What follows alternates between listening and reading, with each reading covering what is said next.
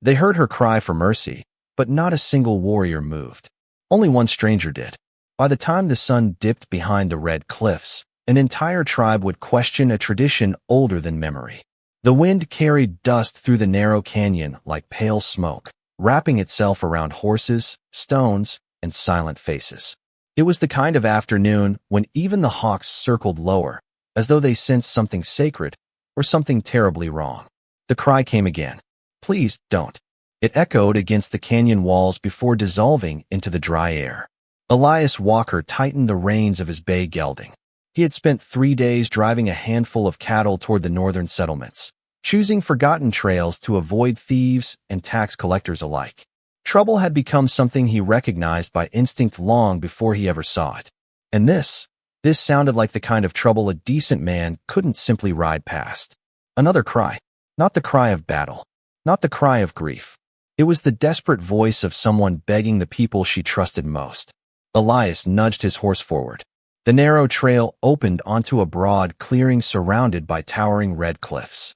What he saw forced both horse and rider to stop. More than 60 Apache warriors stood in complete silence. No one shouted. No one reached for a weapon. Even the children remained still beside the older women, watching with solemn eyes. In the center of the circle knelt a young Apache woman. Her long black hair spilled across the dusty ground, partly hiding her tear-stained face. Thick leather cords bound neither her wrists nor her ankles, yet 2 powerful men held her shoulders firmly against the earth. They looked almost alike. Brothers.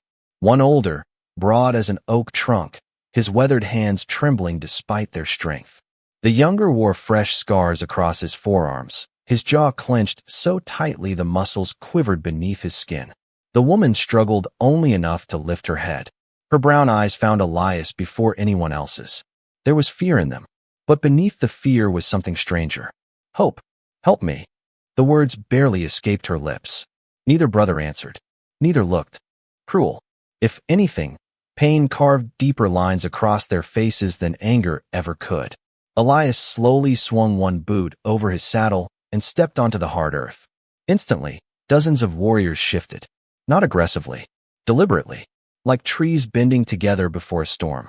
Every pair of eyes settled on the stranger. A gray-haired elder standing near the circle watched without speaking. No command was given. No challenge was made. Silence became heavier than any drawn rifle. Elias rested one hand away from his holster, making certain everyone saw he had no intention of reaching for it. "What has she done?" he asked quietly. No answer. Only wind. The woman gasped as her older brother tightened his grip, not to hurt her, but as though he feared she might collapse. A single tear rolled from his face onto the dusty ground beside hers. Elias noticed it. So did the old elder. This wasn't hatred. This wasn't punishment born of rage.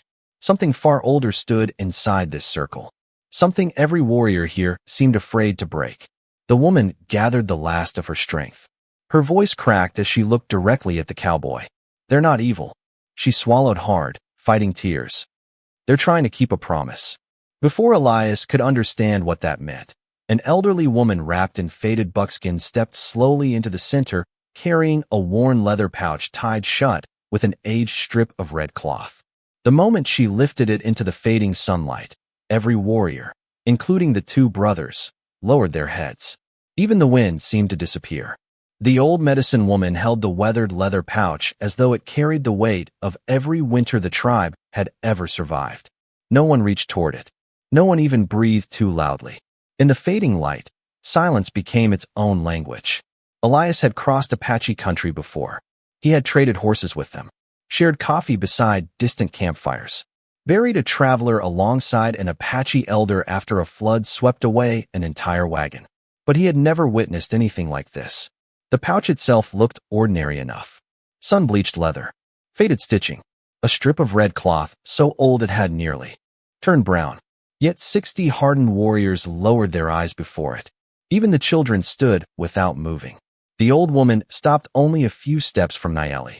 Her wrinkled fingers rested gently upon the pouch, but she did not untie it. Instead, she looked toward Elias. "You are not of our blood," she said in slow English. "But today, you have entered our circle." Her voice carried no anger, only certainty. Elias removed his hat. I didn't come to offend your people. I know. Then why does she ask for help? The old woman studied him for a long moment before answering. Because her heart and our promise no longer walk the same trail. The words settled heavily over the gathering. Elias glanced toward Nayeli. Dust clung to her cheeks where tears had carved narrow paths through the dirt. She was no longer struggling. She simply knelt with her head bowed, her shoulders rising and falling with slow, exhausted breaths. Takoda, the older brother, never loosened his grip. But Elias noticed something few others seemed to see. His hands were shaking. Not from anger. From fear. Chayton stared at the ground as though afraid to meet his sister's eyes. Whatever this ceremony demanded, it was breaking them as surely as it was breaking her. Elias spoke carefully. If she wishes to leave. Takoda's voice cut across the silence. She cannot. It was the first time either brother had spoken. His deep voice sounded cracked, worn thin by sleepless nights. Our father gave his word, and a promise made by the dead still belongs to the living? Elias asked quietly. Several warriors shifted uneasily. The question drifted through the circle like smoke. Takoda's jaw tightened. A promise belongs to everyone. No. The answer came softly. It came from Nayeli. She slowly lifted her face. It belongs to the one forced to carry it. The words struck harder than a rifle shot. For the first time, several elders exchanged uneasy glances. Even the medicine woman closed her eyes.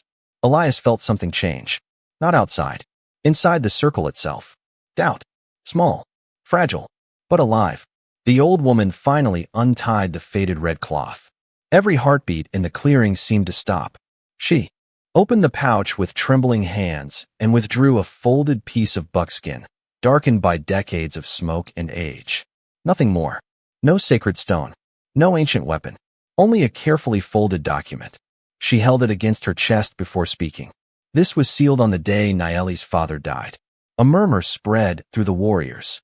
Takoda's eyes widened. You told us never to open it. I did. And today? The old woman looked toward the setting sun. Today? Her voice barely rose above the whispering wind. Someone who fears neither our customs nor our judgment has asked the question none of us dared ask.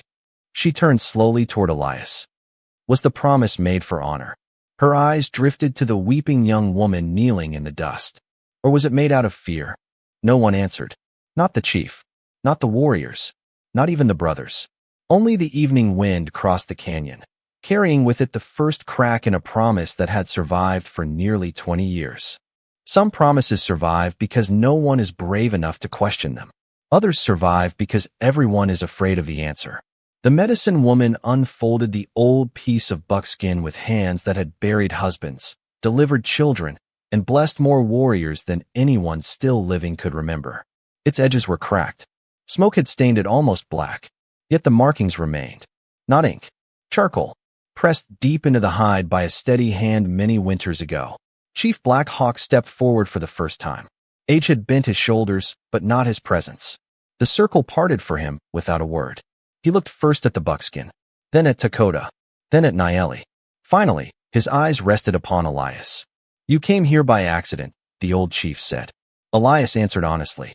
I believe so. Black Hawk gave the faintest nod. Our ancestors often walked by accident. No one smiled. The old medicine woman cleared her throat. This was written by Gray Falcon. A ripple moved through the gathered warriors. Gray Falcon, Nayeli's father. Takoda lowered his head. Chayton closed his eyes. Neither brother had spoken their father's name aloud in years. The medicine woman continued. He wrote these words after the peace gathering with the Red Mesa clan. Elias listened carefully. Years of driving cattle had taught him that silence often revealed more than speech. The drought had already taken half the horses. She paused. The soldiers had taken the northern valley. Another pause. And 2 Apache families stood ready to spill each other's blood. The old woman looked toward Nayeli. To stop that bloodshed, Gray Falcon offered a promise. The entire canyon seemed to grow colder. Elias finally understood. It had never been about punishment. It had never been about hatred. It had begun with peace. The medicine woman read aloud. If my youngest daughter comes of age, she shall marry into the Red Mesa clan. Let our children carry peace where our weapons could not. The words drifted slowly through the evening air. No one interrupted. No one questioned them. Because everyone already knew them. Everyone, except the stranger. Elias frowned. How old was she? Dakota answered without lifting his head. 5. The cowboy stared at Nayeli. 5 years old. A child who had spent nearly 20 years walking toward a decision she had never been allowed to make. His chest tightened. You've known this your entire life? He asked quietly. Nayeli nodded. I learned before I learned how to braid my own hair. And the man you're promised to? She hesitated. I have met him twice. Her voice carried neither bitterness nor anger. Only exhaustion. He is not cruel. The answer surprised Elias. He has done nothing wrong. Then why are you begging for mercy? Tears gathered again in her dark eyes. Because kindness cannot replace love. The words settled over the warriors like the first snow of winter. Several younger men lowered their heads. An elderly woman wiped quietly at her face. Even Black Hawk looked away toward the western horizon where the sun had nearly disappeared. Dakota finally spoke again. Our father believed peace would last forever. He saved many lives, Chayton whispered. If we break his promise. His voice cracked. What becomes of his sacrifice? No one answered him. Because everyone feared the same question. Elias slowly stepped closer until he stood only a few feet from the kneeling brothers. He did not accuse them. He did not challenge their honor. Instead, he looked directly into Dakota's weary eyes. You've spent 20 years protecting your father's promise. Dakota nodded once. What if? Elias said quietly. The greatest way to honor him is to protect the daughter he loved even more. The words seemed almost too gentle to matter. Yet Dakota's breathing stopped. Chayton slowly looked toward his brother. The medicine woman closed the buckskin without reading another line. Because for the first time that evening, the oldest promise in the canyon had met something just as powerful. A simple question no one had dared to ask. Sometimes courage is not the man who draws first. Sometimes it is the man who refuses to. The last light of day faded behind the canyon walls, leaving only a ribbon of amber along the horizon. Shadows stretched across the circle until every face seemed carved from the same dark stone. No one spoke. Not because there was nothing left to say. Because everyone was waiting for someone else to carry the burden. Elias slowly removed the revolver from his belt. The movement sent a ripple through the warriors. Hands drifted toward bows. Several young men shifted their feet. Dakota's muscles tensed. Then, without a single word, Elias walked to the center of the clearing. He bent his knees, placed the revolver carefully on the ground. Next came the hunting knife, then the rifle from his shoulder. Steel touched dust one piece at a time.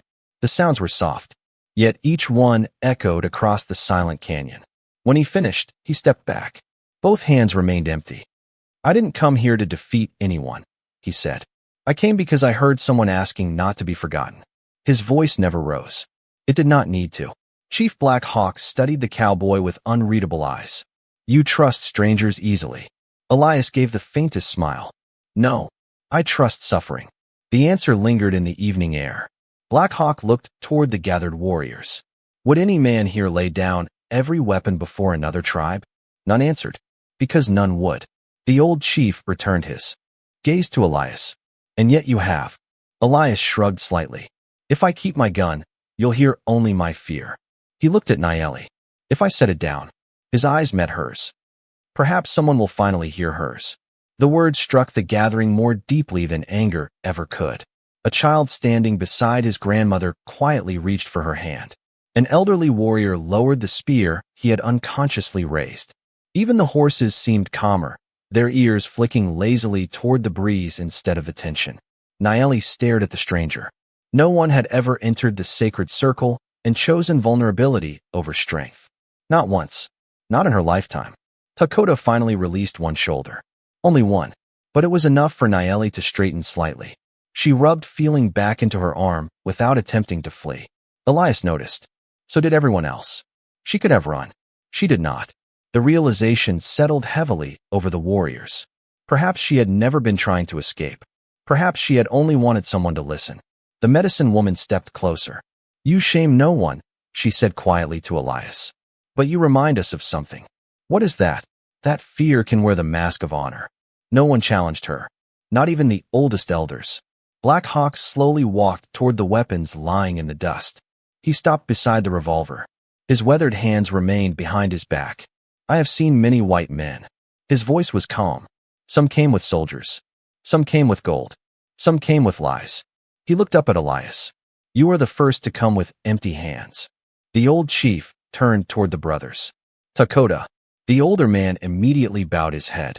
If the stranger trusts us enough to stand defenseless. A long silence followed. Can you trust your own sister enough to let her stand? Dakota's breathing became uneven.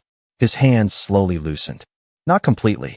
Just enough that dust slipped between his fingers and the fabric of Nayeli's dress. Chayton looked from his brother to the old chief, uncertain, frightened, torn between obedience and compassion. No warrior moved. No elder spoke. The next decision belonged to one man alone.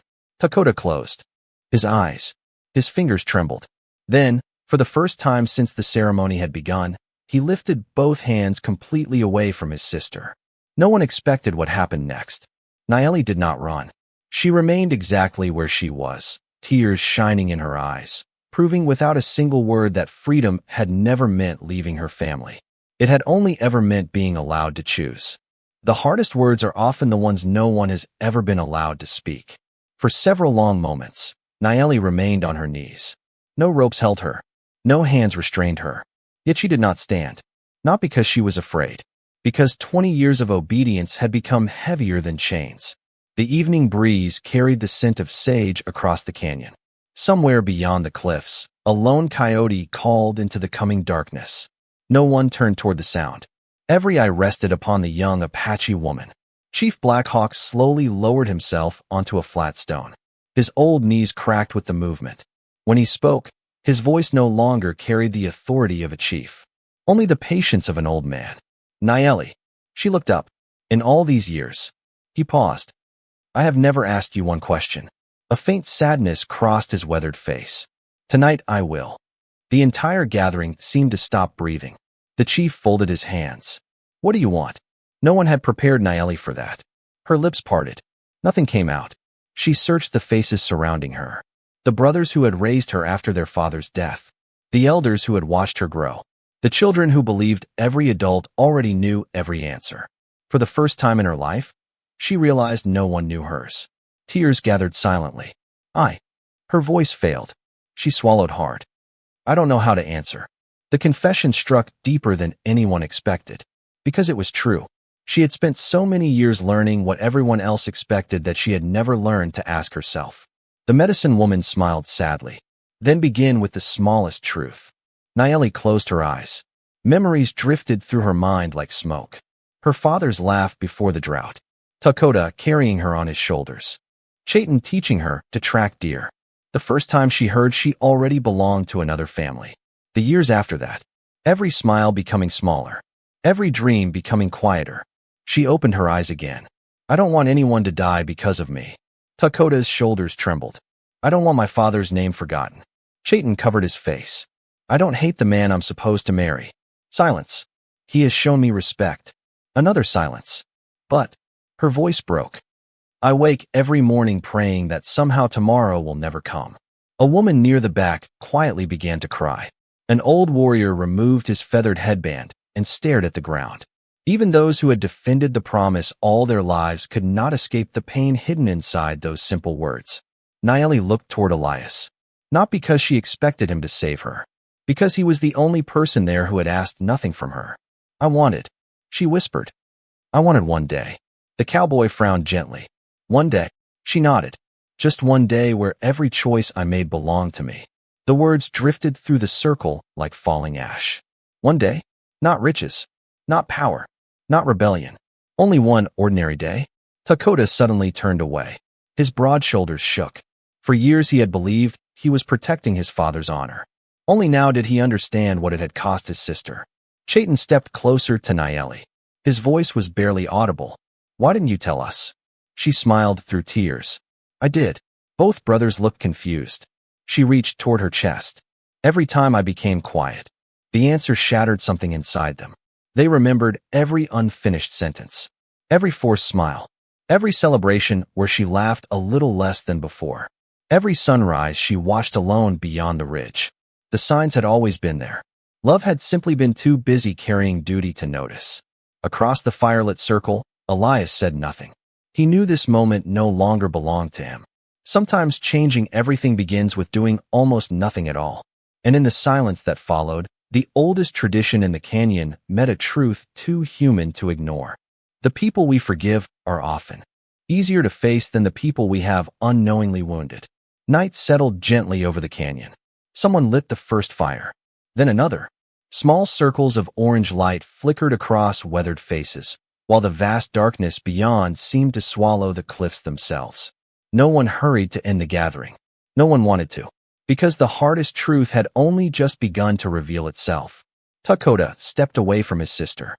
Only 3 paces. They felt longer than 20 years.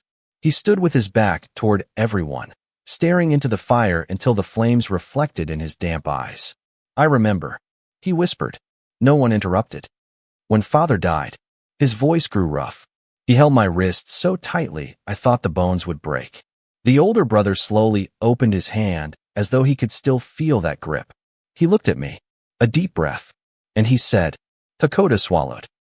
"Protect your sister." Silence. I thought protecting her meant protecting my promise to him. His shoulders sagged beneath a weight no warrior could carry forever.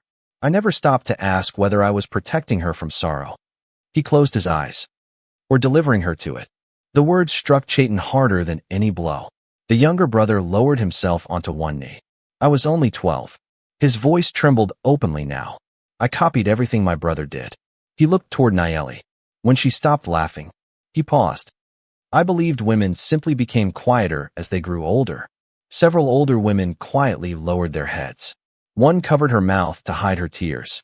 The medicine woman watched the brothers with weary eyes. "Grief has many disguises," she murmured. "So does love." Dakota slowly turned. His face looked older than it had an hour before. "Nayeli." She met his eyes. "I owe you something." She shook her head. "You owe me nothing." "No." His voice remained calm. "I owe you the truth." He walked toward the dying fire. Its warm light revealed countless faint knife marks carved into the handle of his old tomahawk. One mark for every season since their father's death. I wasn't afraid of breaking Father's promise. He looked toward Elias. I was afraid of losing him. No one understood. Until he continued. If I admitted the promise had become wrong, his voice almost disappeared. Then I would have to admit Father made a mistake. The realization settled over everyone. Dakota had not been worshiping tradition. He had been protecting the memory of the only parent he had left. Chayton began crying openly. "I helped you because I thought that's what sons were supposed to do." He looked at his sister. "I never realized good sons can become poor brothers." Nayeli crossed the few steps between them. For a moment, no one knew what she intended. Then she reached out. Not to accuse. Not to push them away. She gently took Dakota's rough hand in one of hers. Chayton's trembling hand in the other. "I never wanted to choose between my family," she whispered. "And my future." 3 siblings stood together beneath the firelight. Not enemies. Not victims. Only children still carrying the unfinished grief of one father. Elias quietly stepped backward. He understood this was no longer a story about a cowboy saving an Apache woman. It had become something far more difficult. A family learning that love without listening can wound as deeply as hatred. Behind them, Chief Black Hawk stared thoughtfully into the fading flames. Then he turned toward the medicine woman. There is still another page inside Gray Falcon's letter. The old woman's expression changed. For the first time that night, she seemed afraid to unfold it. The truth people fear most is often the truth they once loved enough to hide. The fire had burned low. Only glowing embers remained, breathing red beneath a blanket of gray ash. The old medicine woman held the folded buckskin in both hands. For a long time, she simply stared at it. Chief Black Hawk spoke quietly. "Read the rest." She did not move. "I have carried these words for 19 winters." Her voice trembled. "I hoped they would never be needed. They are needed now." The old woman slowly unfolded the final section. The leather cracked softly beneath her fingers. Even the night seemed to lean closer. She began to read. "If these words are ever opened," her tired voice carried across the silent canyon, "then I have failed to keep peace with my own hands." Dakota looked up sharply. Chayton froze. Nayeli's breathing became shallow. The medicine woman continued. "If the day comes when my daughter weeps because of the promise I made." She stopped. A tear slipped quietly down her weathered cheek. Then she forced herself onward. Break my promise. No one moved. The words echoed through every heart before they reached every ear. Dakota stared at the fire as though it had suddenly become impossible to understand. The old woman read again. I was a father before I was a chief. Another pause. If those two duties ever stand against one another. Her voice nearly disappeared. Choose my daughter. Silence. Not ordinary silence. The kind that changes people forever. The buckskin slipped from the medicine woman's trembling hands. It landed softly upon the earth. Dakota took one slow step backward. No. The whisper escaped before he realized he had spoken. No. His knees gave way beneath him. For years, he had carried a promise. Tonight he discovered he had never carried all of it. His father had not wanted blind obedience. He had trusted the future to judge him better than the present could. Chayton covered his face with both hands. I never knew. Neither did I. The answer came from the medicine woman. I read only the first half. Every eye turned toward her. I believed revealing the ending would dishonor Gray Falcon. She looked toward Nayeli. I was wrong. The admission seemed to age her another decade. I protected his words.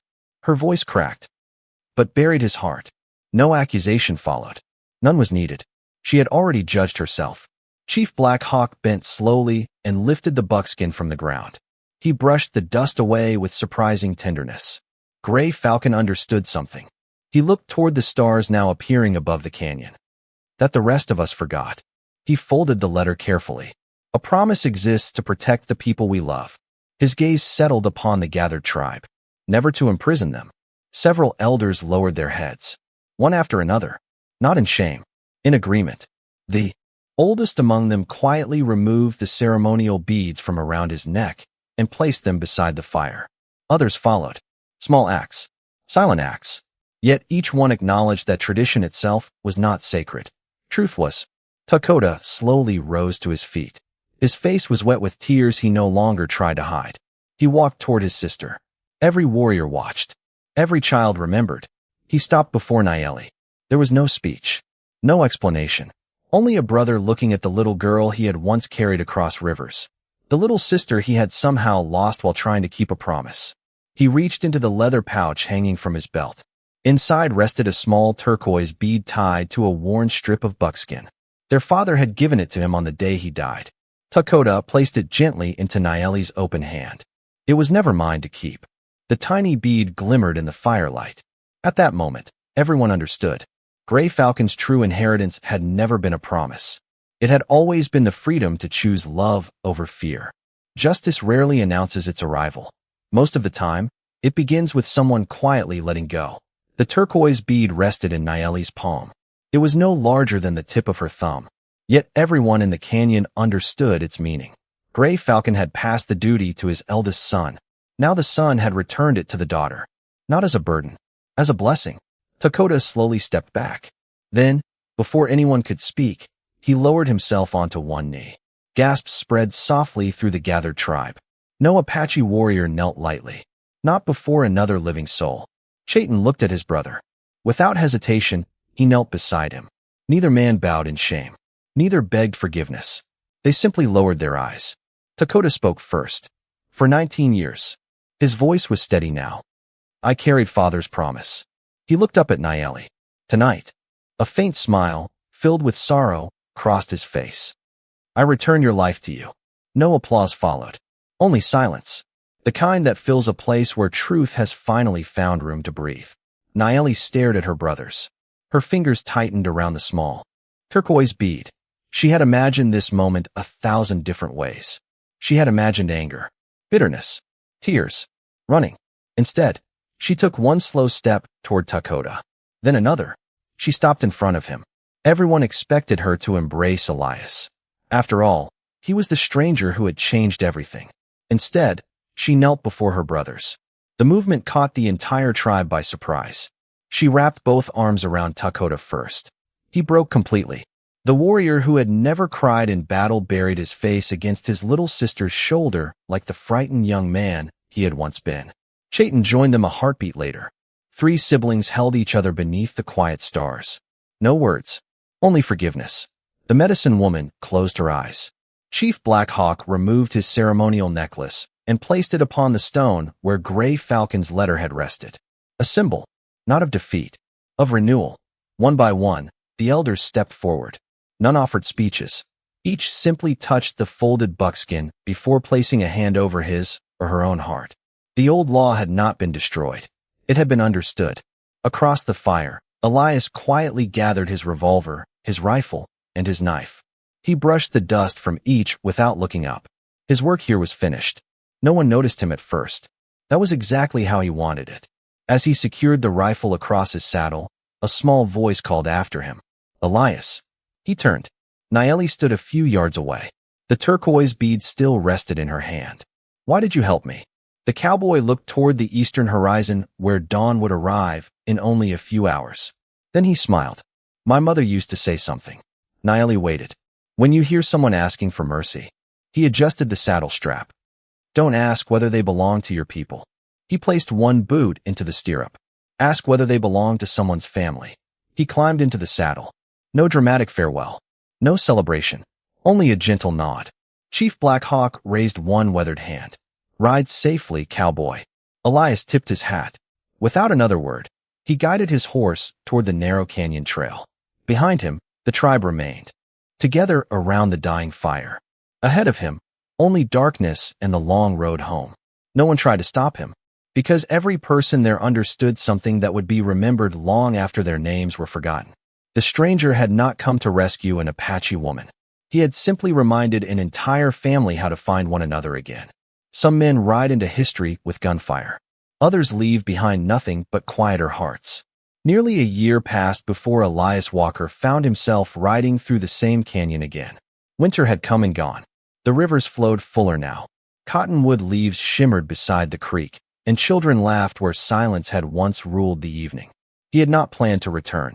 A broken wagon axle miles to the south had forced him onto an old Apache trail he had not traveled since that unforgettable night. As his horse climbed the familiar ridge, he slowed. The camp below looked different. Not larger, lighter. Young men repaired lodges beside young women who offered advice without lowering their eyes. Children raced freely between the fires. No one seemed afraid to speak. The change could not be measured in buildings. It lived inside people. Before Elias could turn away, a young boy spotted him. The cowboy. The child shouted so loudly that heads turned across the camp. Within moments, several warriors approached. Elias recognized Takota first. The older brother's face still carried deep lines, but they no longer looked carved by guilt.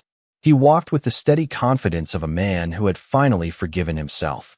Without a word, Takota extended his hand. Elias accepted it. You came back. I didn't mean to. Takota smiled. Some trails choose the rider. Nearby, Chayton laughed as several children climbed onto a half-trained pony. The sound caught Elias off guard. He realized he had never heard the younger brother laugh before. Then another familiar voice reached him. Elias. He turned. Nayeli walked toward him through the morning light. She wore no ceremonial clothing. Only a simple buckskin dress with the small turquoise bead hanging from a leather cord around her neck. It rested above her heart, exactly where it belonged. You kept it, Elias said. She touched the bead gently. It reminds me that love is never something another person can carry for you. She motioned toward a group of young girls sitting beneath a cottonwood tree. Some were Apache. Two were daughters of traders. One had pale freckles across her face.